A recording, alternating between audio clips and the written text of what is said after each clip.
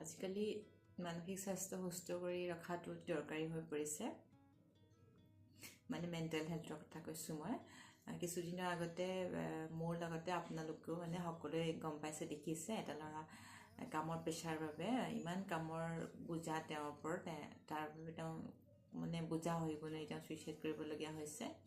তেনেকুৱা ধৰণৰ এটা নিউজেই নহয়, এটা কাহিনীয়ে নহয় বা এটা কথাই নহয়, বহুত তেনেকুৱা ধৰণৰ দেখা পোৱা যায় আজিৰ তাৰিখত। সেইকাৰণে আমি মেণ্টেল হেল্থটো সুস্থ কৰি ৰাখিবৰ বাবে আমি ফাৰ্ষ্টতে আমি 1 নম্বৰতে কমিউনিকেশ্যন কৰিব লাগে। মানে কমিউনিকেশ্যন বন্ধ কৰি দিব নালাগে, ইগন'ৰ কৰিব নালাগে।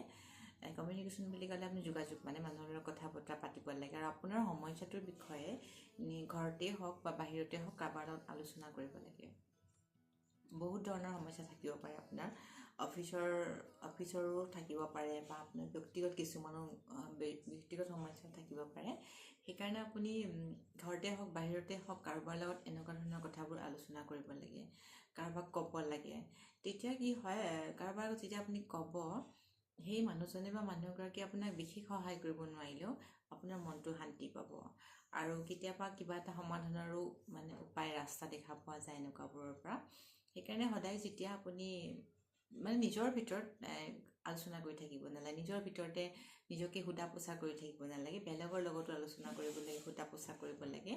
এনেকুৱা ধৰণৰবোৰ কৰাৰ ফলত আমাৰ মানসিক স্বাস্থ্যটো অলপ উন্নত হয়, সেই এনেকুৱা এটা পৰ্যায় নাপায়গৈ। সেইকাৰণে আমি সদায় কমিউনিকেশ্যন কৰি থাকিব লাগে, মানুহৰ লগত আলোচনা বিলোচনা কৰিব লাগে, নিজৰ সমস্যাবোৰৰ বিষয়ে কোনোবা এজন ব্যক্তিৰ আগত আমি সদায় ক'ব লাগে, খুলি ক'ব লাগে, মানে খোলাকৈ আলোচনা কৰিব লাগে।